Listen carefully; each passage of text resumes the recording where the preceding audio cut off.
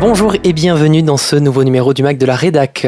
Un numéro consacré aujourd'hui au 24 heures Saint-Pierre, cet événement qui aura lieu, je le rappelle, du 29 au 30 août prochain du côté de Palavas-les-Flots. Et pour en parler, je suis en compagnie de la secrétaire générale de l'association Saint-Pierre. Il s'agit de Séverine Corblin. Bonjour Séverine Corblin. Bonjour. Alors effectivement, Saint-Pierre, il y a plusieurs entités, si j'ose dire. Il y a l'Institut, la Fondation, l'association. Pour ce qui concerne l'association, est-ce qu'on peut rafraîchir la mémoire de nos auditeurs? De quoi s'agit-il exactement?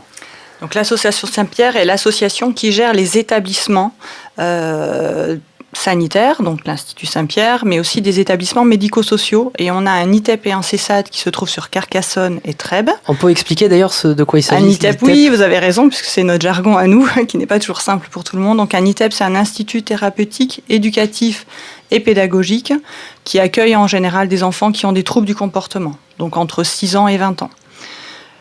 Et puis on a aussi sur Nîmes-Courbessac aussi un autre ITEP qui accueille des enfants un peu plus jeunes. Et puis un IME, donc un institut médico-éducatif qui accueille des enfants autistes. Combien de personnes travaillent dans cette association Saint-Pierre? On est à peu près un peu plus de 300 salariés sur l'ensemble des entités. Des bénévoles aussi, j'imagine? On a à peu près 80 bénévoles qui nous accompagnent. Au-delà de nos bénévoles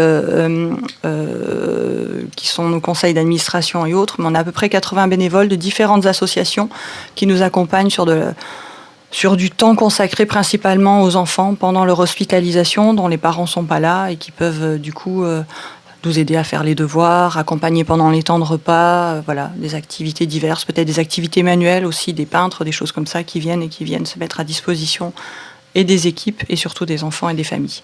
Et au sein de cette association, beaucoup de spécialités, hein? Oui, sur l'Institut Saint-Pierre, on touche toutes les spécialités qui sont dues à la rééducation de l'enfant. Donc ça va aller d'un enfant qui a un handicap moteur ou polyhandicap. Donc on est sur tout ce qui est physique rééducative, les pieds-beaux aussi, qui sont une grosse partie aussi de notre activité. Mais ça passe aussi pour de l'accueil de mères-enfants avec des enfants qui sont nés avec une petite difficulté, ou alors pour aider la mère à faire le lien avec son enfant. Aussi, on a tout ce qui est diabète, obésité, tout ce qui va être problème cardiologique. Donc là, les enfants sont suivis dès leur naissance jusqu'à leurs 18 ans. Et on fait le relais aussi avec les établissements adultes. Ce qui est important pour nous, c'est pas seulement le soin que l'on apporte, mais c'est la vie de l'enfant. Et donc c'est le suivi et son parcours de vie. Donc on ne le laisse pas quand il a fini dans n'importe quel de nos établissements. On l'accompagne aussi sur le transfert et le tremplin sur la vie adulte et sur des établissements qui l'accueilleront plus tard. Un ordre d'idée sur le nombre de personnes qui bénéficient de vos services au sein de l'association? Alors, sur chaque ITEP, on est à peu près à 70-75 enfants, sur ITEP IME. Et sur l'Institut Saint-Pierre, c'est à peu près 200 enfants par jour. Donc, vous faites le cumul à l'année. On arrive, avec les consultations aussi, on arrive à peu près à 10 000 enfants qui interviennent sur l'année sur l'Institut Saint-Pierre. Ces enfants, à partir de quel âge ils peuvent bénéficier de vos services et jusqu'à quel âge? Alors, sur l'Institut, c'est du 0-18 ans. Voilà. Et puis, sur les autres établissements... c'est à peu près 3 à 6 ans jusqu'à leurs 20 ans. Séverine Corblin, comment êtes-vous parvenue à ce poste de secrétaire générale de l'association Saint-Pierre? Qu'est-ce qui vous y a amené? Alors, je travaillais dans une vie antérieure dans le nord de la France, dans un établissement privé. J'étais adjointe de direction pour une clinique privée. Et voilà, et j'ai eu l'opportunité, après avoir fait un petit périple en Australie et une autre vie professionnelle, de revenir à mes premiers amours qui étaient l'accompagnement et le soin. Donc pas sur la partie soignante, mais sur la partie administrative pour justement accompagner les professionnels dans leur parcours. Avant de terminer cette première partie, Séverine Corblin, je vais aussi préciser à nos auditeurs que vous êtes directrice de l'association Améthyste, qui est une composante en quelque sorte de cette association Saint-Pierre. Il s'agit là précisément de faire le suivi des enfants atteints d'autisme. Tout à fait. On accueille une quinzaine d'enfants qui ont entre 12 et 20 ans, donc plutôt même des adolescents entre 12 et 20 ans, qui sont principalement atteints d'autisme. Pas que, puisque j'ai aussi d'autres enfants qui ont des troubles du neurodéveloppement, voire voire aussi de la trisomie 21. Et voilà, donc c'est une école de la vie. Et on va continuer à en parler dans la deuxième partie. Une autre question, Séverine Corbelin. J'aimerais avoir votre sentiment sur les dernières semaines qu'on a traversées. La crise sanitaire a-t-elle eu un impact sur le fonctionnement de l'association Saint-Pierre ? Forcément un gros impact puisque nos établissements médico-sociaux, donc ceux de Nîmes et ceux de Carcassonne, étaient fermés. Pour autant, on a organisé tout un accompagnement soit à domicile, soit en visio, soit en mettant des ressources à disposition des familles. Pour certaines familles, ça a été plus compliqué, donc on a même dû à un moment donné demander l'autorisation pour réouvrir, pour accueillir 1 ou 2 jeunes sur place.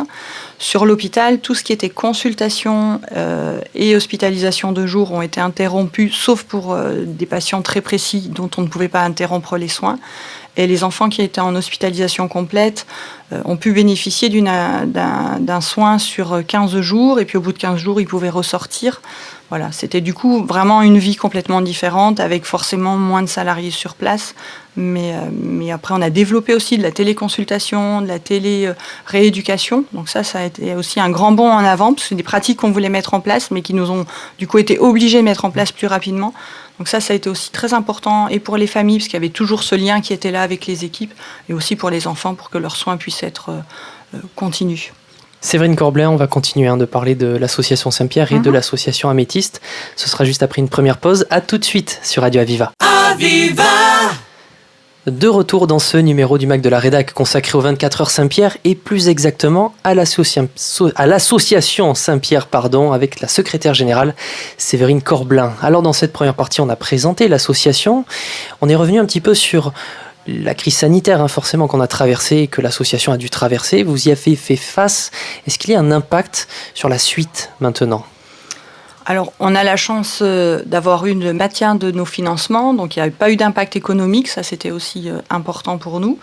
Ça c'était la première chose. Et sur le suivi des enfants, sur l'Institut, je ne serais peut-être pas forcément la meilleure placée pour vous en parler, mais les médecins ont vraiment fait un travail avec les équipes pour qu'il y ait cette continuité d'activité et de soins, même si c'était des choses qui étaient peut-être faites à domicile ou en téléconsultation, pour qu'il n'y ait pas de perte. Et pour les enfants qui avaient malheureusement vraiment besoin de soins et pour lesquels ça aurait été trop long, on a pu les faire réintervenir dans nos établissements. Sur les enfants qui ont des troubles du comportement ou alors les enfants autistes, pour certains, ça a été beaucoup plus compliqué de ne pas comprendre pourquoi ils étaient cloisonnés, pourquoi ils n'avaient pas leurs activités comme d'habitude. L'interaction est d'autant plus importante pour eux. Et puis, surtout pour les enfants autistes, ils ont des rituels, ils ont un planning et donc ils connaissent par cœur leur planning pour la semaine. Et donc, venir perturber ce planning, c'est peut-être difficile. Tout à fait angoissant pour eux et peut-être développer des troubles du comportement puisqu'ils ne savent pas gérer ces impacts. Donc pour ça, on a réouvert certaines de nos structures pour en accueillir. Alors ils venaient avec un éducateur et lui tout seul. Donc ça a apaisé certains, ça a permis à certaines familles de souffler. Pour autant, c'était pas dans les mêmes conditions que d'habitude, parce qu'il n'y avait pas les copains avec, ils se retrouvaient pas avec les mêmes éducateurs qui étaient présents sur la journée, et pas forcément les mêmes activités. Mais ça a quand même permis d'apaiser, de donner du sens, et de voir qu'on était toujours là. Et puis le travail se continue même là pendant les vacances. On a mis en place des fois des soutiens aussi encore aux familles, en allant même à leur domicile pour accompagner aussi les familles à domicile. Ça a permis aussi de voir que certaines familles n'avaient pas forcément les bons outils. Et c'est vrai que quand on est dans notre planning annuel, c'est un peu compliqué des fois de transmettre. On a la tête dans notre travail. Donc là, ça a permis de voir et d'accompagner, d'avoir un suivi aussi avec les familles différentes et d'avoir une relation encore plus intense avec les familles que ce qu'on avait. Donc je pense que c'est plutôt du positif qui ressort, même si pour certains ça a été compliqué. Mais c'est plutôt du positif qui en ressort. Oui, vous êtes parvenu à en tirer du bon, à en tirer des enseignements pour la suite ? Oui, le début du confinement a été assez calme puisque les familles étaient présentes et donc c'était un peu comme des vacances avec papa et maman à la maison, centrés sur l'enfant. Donc ça s'était plutôt bien passé. C'est des fois le déconfinement qui est plus compliqué puisque certaines activités n'ont pas pu reprendre. On ne peut pas aller à la piscine, on ne pouvait pas faire des activités sportives qu'on faisait avant. Donc ça, c'était moins compréhensible pour certains. Pour autant, on a compensé avec une autre organisation. Voilà, et donc, non, je pense que le côté positif, c'est vraiment ce côté où on a pu intervenir au domicile, on a pu donner des pistes de travail, on a pu aussi se rendre compte que ce qui était fait dans nos institutions, des fois, n'était pas transmis correctement aux familles, où il y avait un lien supplémentaire à avoir et on va développer par la suite. Une Une petite parenthèse sur l'association Améthyste. Combien de personnes contribuent à son fonctionnement ? Alors, Améthyste est une petite association qui a été créée en 2002 par une maman qui se retrouvait sans solution pour son enfant ou alors avec 1 heure de scolarité par semaine, donc vraiment Trop léger. Pas assez intéressante pour pouvoir, elle, avoir une vie professionnelle et puis pour que son enfant puisse évoluer. Donc, elle a rassemblé des professionnels autour d'elle et ils ont créé cette école, donc école Améthyste, dans le but de compenser la scolarité, mais pas que, puisque ce sont des psychologues qui intervenaient dans un premier temps au sein de cet établissement. Moi, j'en suis la directrice depuis 4 ans maintenant. Et donc, j'ai fait évoluer sur une équipe pluridisciplinaire. Donc, on a une psychologue, nous avons une enseignante et puis depuis 2 ans maintenant un éducateur qui sont présents sur site. Ça fait une complémentarité. À ça se rajoute une orthophoniste libérale qui vient à la demande des familles, mais qui du coup maintenant quand on intègre un nouveau jeune qui n'a pas d'orthophoniste, eh bien elle peut être prise en charge par elle est là sur 2 matinées. Et j'ai des bénévoles aussi qui viennent soutenir l'équipe sur des temps de repas, sur des sorties que l'on peut faire, des activités extérieures. Et depuis 2 ans, j'ai 2 services civiques en plus aussi qui sont là, de jeunes, qui nous donnent 6 mois de leur temps pour aussi aider dans l'accompagnement. Séverine Corbelin, évidemment, il s'agit des 24 heures Saint-Pierre, c'est le but de cette interview. Qu'est-ce que vous retirez en fait concrètement des 24 heures Saint-Pierre au bénéfice de l'association Améthyste et plus largement de l'association Saint-Pierre ? Alors, d'abord, c'est le bénéfice de la fondation, puisque l'association Saint-Pierre ne bénéficie d'aucune subvention étatique, dont ni de l'éducation nationale, ni de l'agence régionale de santé, même si régulièrement on frappe à leur porte pour leur demander de nous aider. Donc les parents payent 20 € de l'heure, ce qui coûte forcément beaucoup. S'ils viennent sur un temps plein, ça fait 18 000 € à l'année, donc ça fait une somme que peu de personnes peuvent mettre, voire personne. Donc on a besoin de soutien à côté de nous pour pouvoir subvenir à la vie de l'établissement et à l'accueil de ces enfants. Donc on a des enfants qui sont à temps partiel plutôt, et donc on travaille avec d'autres partenaires. Et c'est vrai que la fondation nous aide financièrement à rechercher des dons pour pouvoir financer cette œuvre. Et entre autres, les 24 heures est un des gros moyens pour pouvoir faire connaître d'abord les œuvres que la fondation soutienne et puis les actions des uns et des autres. Et on va en parler de cet événement caritatif et sportif. Ce sera juste après une seconde pause. À tout de suite sur Radio Aviva. Aviva! De retour dans cette 3e et dernière partie du MAC de la Rédac consacrée aux 24 heures Saint-Pierre. Je suis toujours en compagnie de Séverine Corbelin, secrétaire générale de l'association Saint-Pierre et directrice de l'association Améthyste. On les a présentées, ces 2 associations, dans les 2 premières parties. Maintenant, il est temps de parler du challenge sportif. Les 24 heures Saint-Pierre, c'est un événement caritatif et sportif. Et festif. Et festif. Et je crois savoir que vous avez une équipe alignée pour l'un des 2 challenges. Vous pouvez nous en dire un peu plus, Séverine Corbelin ? Alors, sur les 24 heures, vous avez le choix entre 24 heures de run ou de marche, puisqu'il y a des équipes aussi qui marchent. Ça, c'est le côté aussi sympa pour que tout le monde puisse y participer et pas que des grands sportifs marathoniens, ce qui n'est pas mon cas. Et puis, on a aussi un challenge terre et mer, donc là, qui est plutôt cohésion d'équipe, groupe d'amis ou équipe comme nous d'Améthyste qui allons forcément représenter haut et fort les couleurs d'Améthyste, où vous avez une équipe qui va faire du paddle géant, vous avez une épreuve de beach volley et une épreuve, je crois que c'est parcours du combattant, sable mer. On dit souvent que ça ressemble un peu à Ninja Warrior. C'est ça, comme ça, et je crois qu'ils nous ont réservé une petite surprise aussi avec une petite 4e épreuve, mais ils n'ont pas voulu m'en dire plus. Ah, c'est une exclue, alors on n'en saura pas plus aujourd'hui. Nous n'en saurons pas plus puisque je n'en sais pas plus. Très bien. Qu'est-ce que vous attendez concrètement évidemment de prendre plaisir et aussi de porter haut cette cause pour les enfants autistes. C'est d'abord faire connaître davantage Améthyste, qui n'est pas forcément connu, puisqu'on est une petite association avec 15 enfants, 15 adolescents et 15 familles qui sont suivies et accompagnées. Donc c'est au travers de l'équipe que l'on va avoir, mais c'est aussi peut-être faire découvrir à Améthyste, puisqu'on est hébergé dans les locaux de l'Institut, donc juste dans le bâtiment qui va être devant l'événement. Et du coup, je pourrais faire visiter, pour certains, s'ils le souhaitent, l'établissement et présenter Améthyste plus en détail de ce que l'on a fait et des activités que l'on propose pour les jeunes.